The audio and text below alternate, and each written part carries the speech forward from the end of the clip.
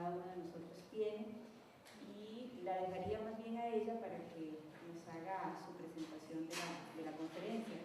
Ella calcula que va a durar aproximadamente una hora, un poquito más, con su presentación, y después esperamos pues que haya un intercambio con cada uno de ustedes. Así que muchas gracias. Gracias, Tere, por la presentación. Gracias a ustedes por estar aquí para compartir sobre este tema. Y he planificado una exposición de 50 minutos, más o menos, para que luego podamos tener, ¿verdad?, una conversación. Así que mientras hablamos, pues pueden ir formulando sus preguntas, sea por escrito o sea pensándolas para tener la conversación. Nos hemos propuesto como objetivos para hoy ubicar la perspectiva histórico-cultural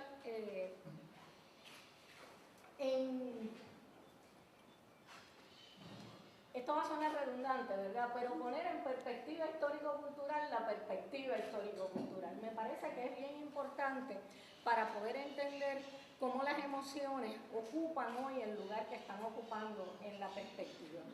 Luego nos interesa examinar el lugar que en esta perspectiva ocupan las emociones. Nos interesa también discutir algunas de las razones por las cuales este lugar no ha sido reconocido sino hasta muy recientemente, pese a que estaba en las formulaciones originales de la teoría. Y nos interesa argumentar a favor de colocar las emociones en el lugar que le corresponde en el escenario educativo, pero como verán al final, queremos hacer algunas advertencias con respecto a esa ubicación. Creo que al final de la exposición esto estará más claro. Así es que para empezar a poner la perspectiva histórico-cultural en su propio contexto, hay 5 puntos que nos interesa destacar. Primero, el enfoque histórico-cultural usualmente se asocia con la figura de Vygotsky. Ciertamente Vygotsky es el que formula la articulación más completa del modelo, pero Vygotsky era un hombre de su época, de su tiempo, pese a su genialidad, y no trabajó solo en este proyecto. En este proyecto le acompañaron varias personas. Los más conocidos son Alexander Luria y Alexis Leontief. Luria pasó a ser conocido como padre de la neuropsicología, y Leontief pasa a ser conocido como el creador de la teoría de la actividad. Fueron los colaboradores más estrechos que tuvo Vygotsky, y además de ellos dos hubo una serie de discípulos de los tres que trabajaron en sus proyectos de investigación. Así que lo primero que tenemos que tener en mente es que, aunque ciertamente vamos en esta exposición a estar citando principalmente a Vygotsky, el enfoque pues tiene otros autores. Los tuvo en el pasado y los tiene en el presente, y vamos a ver que hay unas elaboraciones sobre las tesis originales. Ese es el primer punto. El segundo punto con respecto a ese pasado, importante de señalar, es que el proyecto que este grupo de colaboradores acometió entre 1924 y 1934, año en que muere Vygotsky, era un proyecto que estaba inserto en el tema de la Gran Revolución de octubre de 1917 en Rusia. Había un deseo de construir una psicología sobre la base del materialismo histórico y del materialismo dialéctico. Y ese era un objetivo explícito de ese grupo, trazado en varios de sus escritos. Lo cual, como se va a ver, hay muchas de las tesis del materialismo histórico y del materialismo dialéctico que en este enfoque cobran un discurso, se transforman en un discurso psicológico y metodológico.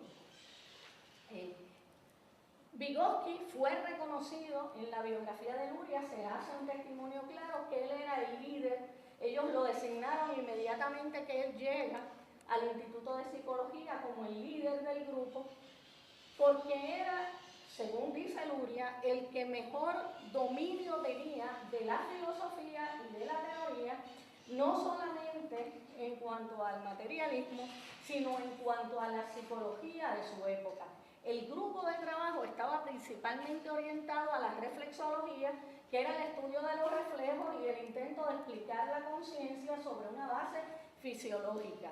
Pero Vygotsky, además de dominar bien la reflexología, dominaba el psicoanálisis, dominaba la psicología evolutiva de Stern, conocía bien a Piaget y entonces tenía una serie de referentes teóricos que el resto del grupo no tenía. Así que esas dos condiciones, aparte de que algunos biógrafos dicen que era un hombre muy carismático, pues hicieron que él fuera la persona escogida para liderar ese proyecto. Lo tercero es que Vygotsky, como muchos contemporáneos suyos, sufrió persecución en el último momento de su vida. Ustedes saben que la Revolución Rusa empieza como un proyecto social de transformación muy grande, pero no tardaron mucho en darse encarnizadas luchas de poder. El ascenso de Stalin representó mucho en términos de dictar un modelo de ciencia que tenía que ser un modelo completamente ruso. Es decir, se veía como una práctica pequeña burguesa, citar autores franceses, autores estadounidenses, eso por un lado. Por otro lado, tenemos también el problema de que en los últimos años de Vygotsky, principalmente los dos últimos años, quizás un poco antes, pero más dramáticamente en los dos últimos años, Vygotsky empieza a trabajar con el tema de la mediación semiótica, hace un giro hacia los signos que va a ser interpretado como un desvío de los postulados de la actividad. Esto es argumentable, es debatible, pero fue ciertamente una acusación en la época y se le acusó de idealista por el énfasis que estaba dando al lenguaje, a la significación y al mundo subjetivo personal de las emociones en un contexto donde lo que se buscaba era la uniformidad y específicamente una uniformidad desde lo cognitivo. Así que él, en los últimos realmente 3 años, pero los últimos 2 de manera más dramática, va a entrar, pudiéramos decir, en desgracia con respecto al establecimiento y va a sufrir marginación.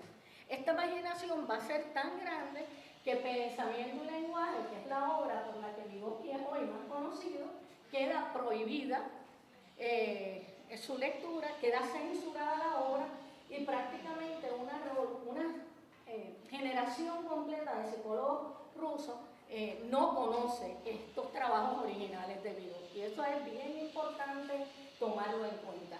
No es sino hasta la década, Vygotsky muere, como dije, en 1934, y no es hasta la década de los 60 que va a surgir un nuevo interés por estudiar a Vygotsky y empieza en Rusia un paulatino rescate de sus trabajos que interesantemente recibe un gran impulso de parte de los Estados Unidos cuando investigadores estadounidenses, principalmente Michael Cole y James Wertz, van a Rusia, a Cole a estudiar con Luria, Wertz a investigar más sobre Vygotsky, traducen algunas de las obras de Vygotsky y ya entonces, en 1962, se publica una traducción de Pensamiento y Lenguaje por MIT Press.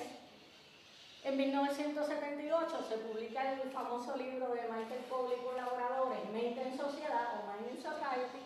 Y en 1985 Wertz publica Vygotsky y la formación social de la mente y otro libro que ese no ha sido traducido al español que se llama Comunicación, Cultura y Cognición, Perspectiva Vygotskiana.